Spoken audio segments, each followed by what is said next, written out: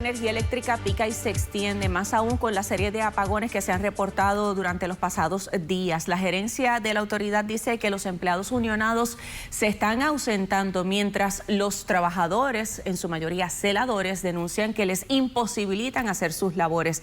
Para hablar sobre esta delicada situación nos acompaña aquí el presidente de la UTIER, Ángel Figueroa Jaramillo. Buenos días. Buenos días, Glendy, buenos días a todos los televidentes. Tenemos entonces al director ejecutivo de la autoridad diciendo que a esta hora, en la mañana de hoy lunes, hay unos 30.000 abonados sin servicio de energía eléctrica.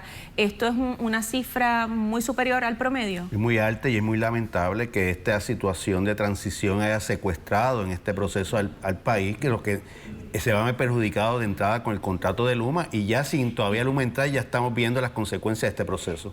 Muchos apagones por más horas del promedio. ¿A qué obedece esto, Ángel Figueroa Jaramillo? Y le pregunto si ustedes como sindicato tienen manera de corroborar que en efecto este es el número de abonados sin servicio. No tenemos manera de corroborar porque la autoridad desde el día de ayer nos quitó todos los accesos para que los trabajadores pudieran ver las notas de sectores sin servicio. Nosotros tenemos unas computadoras que cuando un abonado llama, pues se registra en el sistema tal sector tan sin servicio y sabemos un aproximado de cuántos son los abonados sin servicio. Ese sistema en el día de ayer se eliminó. Ayer domingo. Ayer domingo y no tenemos acceso. Fíjate, Glenda, que el pasado sábado la autoridad aludió que era el problema de ausentismo. Correcto. Sin embargo, cuando los trabajadores empiezan a evidenciar que ellos se están reportando a trabajar, que no es ausentismo, que están sin equipo, entonces cambian la versión el día de ayer, indicando que no ha impartido esas instrucciones alegadamente, lo cual nosotros tenemos correos electrónicos donde le dicen a los compañeros el pasado viernes, recojan todo hoy, que va a ser su último día de trabajo.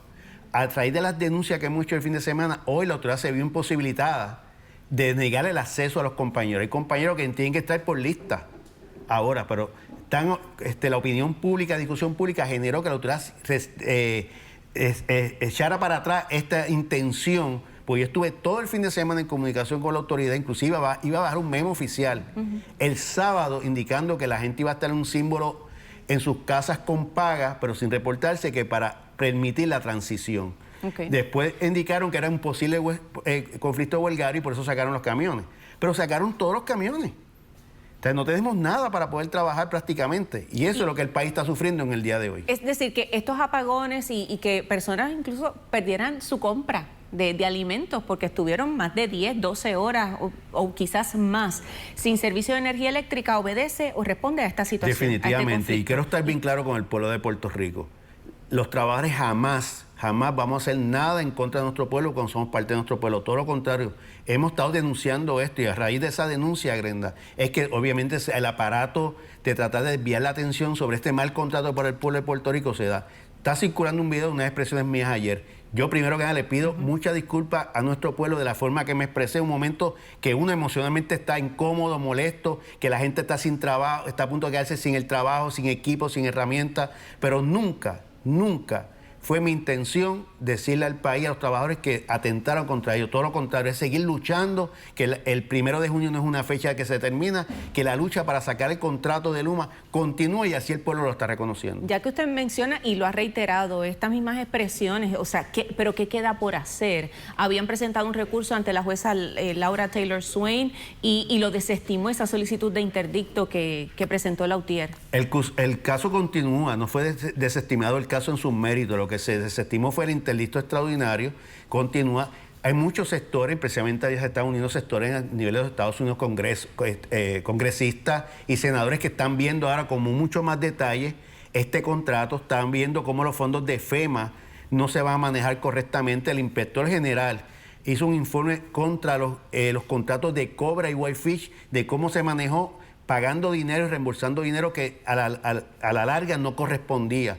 Y está muy atento que esto ocurra también con este contrato, con desembolso de dinero federal. Estamos hablando de 14.000 millones de dólares y por lo tanto yo creo que hay mucha atención ahora a nivel federal sobre cómo se está dando este contrato, que lo que le vendieron a ellos no es lo que el contrato establece. También han estado circulando informes sobre cómo quedarían los sindicatos luego de si en efecto se ejecuta este contrato ya a partir del 1 de junio. Obviamente es delicado el tema de los trabajadores, aquellos que pasen a trabajar con Luma o en otras agencias instrumentalidades del gobierno, debo decir, si van a mantener su protección, si van a tener que cambiar de sindicato. En el caso de los trabajadores que pasan a Luma, se quedaron sin sindicato. No tienen una protección sindical. Inclusive, esto es uno de los argumentos que se está discutiendo a nivel federal, que la política del presidente Joe Biden es todo lo contrario, fortalecer los sindicatos para que esto fortalezca a la clase media del país, porque fueron elementos, y hay orden presidencial hacia esos efectos. Por lo tanto, esto contradice esa política presidencial sobre la fortalecimiento de los sindicatos. Nosotros en este momento, Glenda, con toda honestidad, estamos concentrados en que el país siga conociendo los pormenores del contrato, las consecuencias. Fíjate que el jueves pasado, en una actividad simbólica, el gobierno tuvo que aceptar y reconocer, firmar unos acuerdos de aclaración. Cuando tú tienes que aclarar algo, es que lo que está establecido en el contrato no es lo que tú estás diciendo. Sin embargo, no tiene ningún peso legal, porque los que firmaron esa aclaración no tienen facultad legal para enmendar. Fíjate que dicen, no estamos enmendando el contrato. O sea, que eso fue como algo cosmético. Cosmético. Fíjate que los dicen, no estamos enmendando el contrato, estamos haciendo un acuerdo de aclaración. Sin embargo, las partes que firmaron el contrato no están allí. El gobernador, la Autoridad Energética, su junta de gobierno de la Autoridad Energética, que no ha pasado juicio sobre esas alegadas aclaraciones, la Comisión de Energía, que tendría que evaluar si esas aclaraciones cumplen con el certificado que ellos emitieron. Inclusive, yo no he escuchado a la Junta de Control Fiscal expresarse sobre esas alegadas aclaraciones. No, hasta el momento no. Por eso es importante que sigamos el objetivo, que es que el país pueda comprender la magnitud de este contrato, que es un contrato que le va a aumentar la tarifa al pueblo de Puerto Rico. Cabe señalar, Grenda, que allí dijeron también, en esa conferencia de prensa con el secretario de Estado, Larry Selhammer, que no podían garantizar que la luz no aumentara con el contrato. Es que poco a poco lo que la UTIER y los trabajadores y los diferentes sectores han venido denunciando, el gobierno ya no tiene otra opción de ya empezar a aceptarlo. Eso por un lado, que entiendo que es una gran preocupación entre la mayoría de los ciudadanos, pero por el otro es que coincide, y esto lo hemos dicho a la saciedad, la ejecución del contrato coincide con el inicio de la temporada de huracanes y precisamente el pasado viernes se estaba repasando el número de celadores que Luma asegura tener, que es un porcentaje muy bajo en comparación con los celadores que hay ahora mismo en la autoridad. Nosotros tenemos prácticamente 800 celadores. Luma alegadamente dice que tiene 250 celadores. Eso es muy bajo para inclusive la operación diaria ordinaria de la autoridad. Y eso yo creo que el gobernador no ha hecho caso a esas cifras. Yo creo que tiene que sentarse a evaluar si realmente el sistema eléctrico puede operar de diario con 250 celadores, lo que obviamente no lo puede hacer. Y eso pone en riesgo la estabilidad de nuestro sistema eléctrico. Y si fuera un caso de una vaguada, una emergencia, la situación fuera mucho más grave. Correcto. Pero nada, Figueroa Jaramillo, resta una semana prácticamente. Poco más de una semana para el 1 de junio. Glenda, con toda honestidad, ¿cuál es su exhortación a los ciudadanos? Es que hay que continuar la lucha de una semana. Obviamente es que Luma entra, pero de la misma forma que Luma, un contrato malo para el pueblo de Puerto Rico se da, también se puede cancelar y se puede cambiar. Mi llamado son los legisladores que tienen el poder de atender las necesidades del país en este momento, yendo por encima del veto del gobernador en la resolución 88, que lo único que hace es posponer esta transición hasta enero del 2022, sacarnos de la época de huracanes, para que entonces hagamos las cosas bien pensadas. Aquí múltiples organizaciones han estado en contra de este contrato. Eso requiere que legisladores novoprogresistas entonces presten su voto para ir por encima del veto del gobernador. Gracias, Ángel Figueroa Jaramillo, por estar disponible igualmente. Excelente día.